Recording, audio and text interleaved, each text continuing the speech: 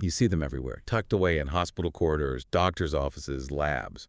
Those familiar, often brightly colored boxes and bins, specifically designed for medical waste. Hmm. We barely give them a second thought, right? Just containers. And yet they're absolutely fundamental. I mean, crucial for public health, environmental protection. What looks like a simple box is actually, well, a complex multi-billion-dollar global industry. That's it, isn't it? And it's evolving faster than you might think. That's the unexpected angle. Yeah. And that's exactly what we're diving into today. We've got this market report on the global medical waste containers market. Right, a pretty dense source. Yeah, lots of pages, numbers, trends. So our mission really is to pull out the key stuff, the aha moments, understand what's shaping this essential part of healthcare. And the big numbers right up front, they kind of tell a story. The report puts the global market size at USD 380 million in 2025. Okay, substantial. But the projection, that's where it gets interesting. Expected to hit USD 583.5 million by 2033. Wow.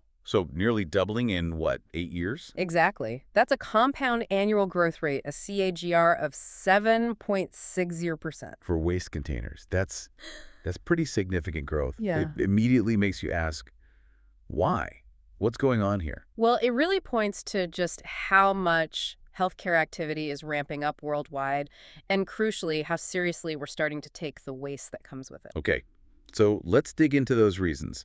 What are the big drivers pushing this multi-billion-dollar expansion? Yeah, let's unpack that. We'll look at the drivers, explore the surprising variety in the market, different types of containers, who uses them. See which regions are leading, which are growing fastest. Right, and touch on some of the emerging trends, too. I saw mentions of smart tech. Yeah, definitely some interesting developments there. So the why. What core forces does the report highlight? Well, one of the really significant ones, maybe less obvious, is the growing problem of drug waste. Ah, pharmaceutical waste. Exactly. Unused meds, expired stuff. If it's not disposed of properly, it's a serious danger, environmentally, public health-wise. And the scale of this is huge. The report mentions things like, overprescription, maybe poor inventory management in hospitals. Yeah, even single-dose packaging adds up. It contributes to really high levels of drug waste. Which then directly fuels the need for specialized pharmaceutical waste containers. Safe containment, proper segregation. To give you a sense of scale, the report mentioned India producing, get this, 164 tons of biomedical waste daily, on average, back in June 2021. Wow. Daily. And high-income countries, around half a kilo per hospital bed per day in May 2021. It's just a constant stream needing safe handling. Absolutely. And alongside that, you've got another huge driver, regulations, governmental rules, international guidelines. They're all getting stricter. Right. Focused on environmental protection. Correct. Bodies like the US EPA, the WHO, they have really stringent requirements. Yeah, for storage, segregation, disposal methods, often needing certified approaches. And that pushes facilities, hospitals, clinics, they have to comply, which means investing in the right containers. Sturdy, secure, compliant ones. The report's clear. These rules are a major demand booster. Makes sense. Then there's medical R&D. More research and development activity naturally means more waste, right? Lab materials, chemicals, biologicals. All needing safe containment. Yeah, that adds up too. And kind of underlying everything, the report hammers this home multiple times. The overall volume of medical waste is just increasing. So more chronic diseases needing ongoing treatment. Longer life expectancies mean more surgeries. Government initiatives improving healthcare access. It all feeds into it. More healthcare activity equals more waste. More waste means more need for containers. It's a direct link. So you see this convergence. More waste, more hazardous waste, and stricter rules.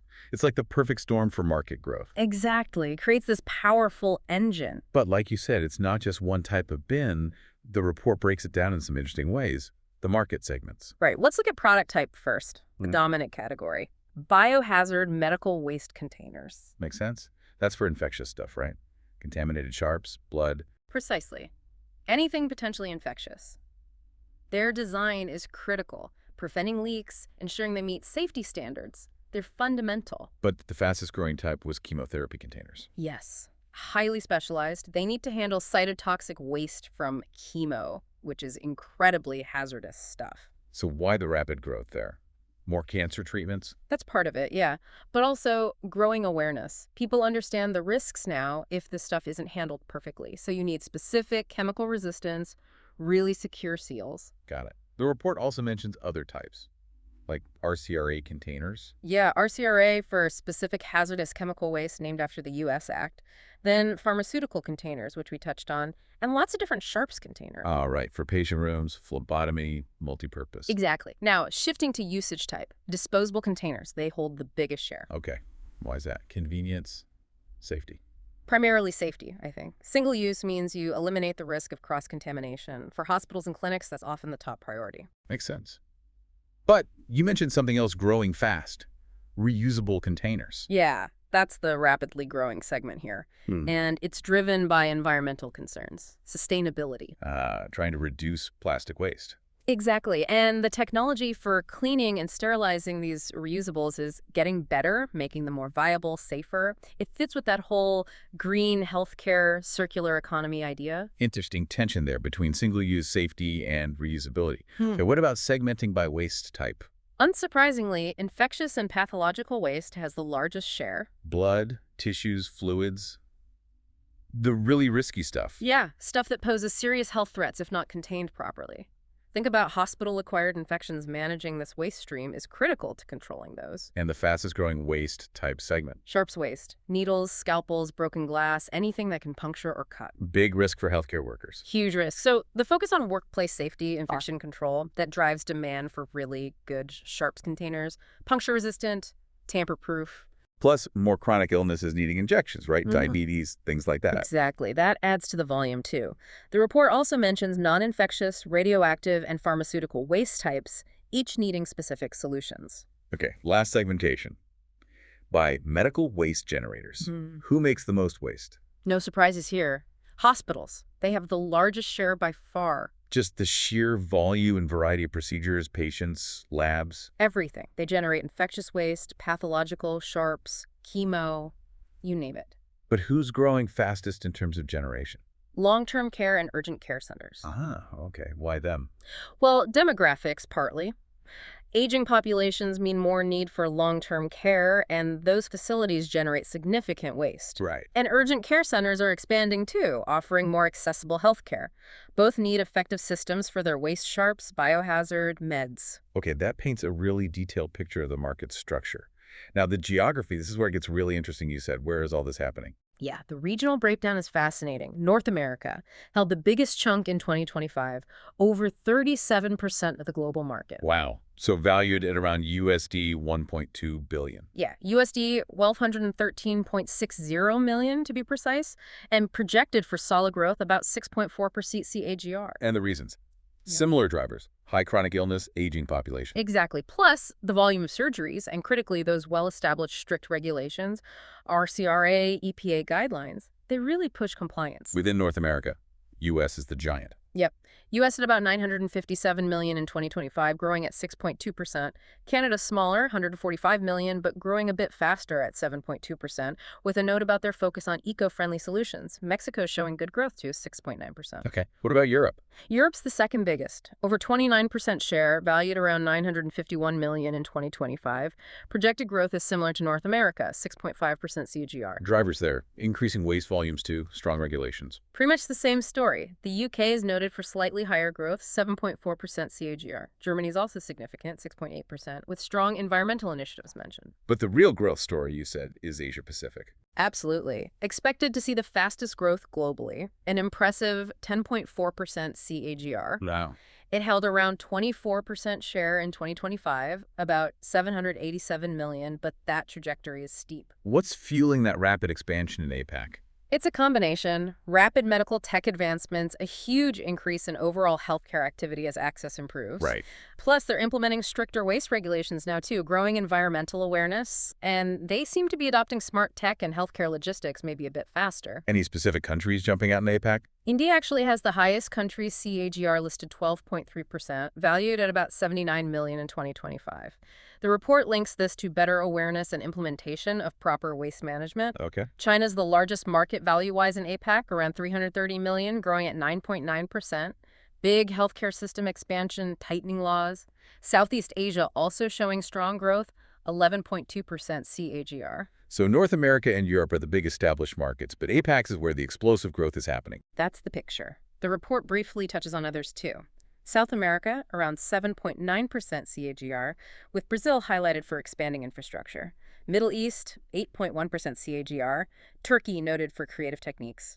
Africa has the slowest growth, 3.8%, though South Africa is a bit higher at 4.7%, focusing on sustainability. Okay, fascinating global picture. Yeah. Let's shift to the future a bit. What are the emerging trends and the challenges? Well, one key trend is definitely that smart technology integration we mentioned earlier. Like sensors in the bins. Exactly. Sensors to monitor fill levels in real time. That allows facilities to optimize pickup schedules. Ah, so instead of fixed pickups, it's needs-based. More efficient, lower cost, presumably. That's the idea. Another huge trend is sustainability. Producers are really focusing on making containers recyclable or using eco-friendlier materials. Trying to lessen that plastic footprint. Right. Aligning with global standards, green initiatives. And material science is part of that. Better plastics. Yeah, the report mentions things like more use of high-density polyethylene HDPE. It's known for being really tough, puncture-resistant, essential for safety. Okay. And antimicrobial coatings, too, adding another layer of hygiene. And just more specialized designs overall, right? Tailored for specific waste. Definitely. But it's not all smooth sailing. The report highlights some significant challenges. A critical one is the safety risk if containers fail, if they break or aren't used right. Leading to illness spread, like needle stick injuries. Exactly. That's a major occupational hazard. Those injuries can transmit serious diseases. Hepatitis B, C. Yeah, scary stuff. And another barrier mentioned is, maybe surprisingly, a potential lack of understanding about the containers themselves, like not knowing which design is for what or how to use them properly. Which hinders effective management and increases risk. So ongoing education is key. Absolutely. Design and education have to go hand in hand. And interestingly, the report edition they used also mentioned the impact of what it called Trump's tariff war. Oh, how so? It apparently outlined how those kinds of geopolitical events can ripple through the supply chain, affect costs. Just showing how interconnected everything is, even for something like medical waste bins. Right, nothing exists in a vacuum. Yeah. Fascinating. So who are the companies actually making these containers? Any big names mentioned? Yeah, the report lists several key players, global and regional. Names like Sharps Compliance, Anxi, Becton Dickinson BD, you probably know them, Mauser Group, Medtronic, Thermo Fisher Scientific. Okay, familiar names in healthcare. Also Daniel Sharpsmart, Ande, Stericycle Inc., and a company called Brightmark.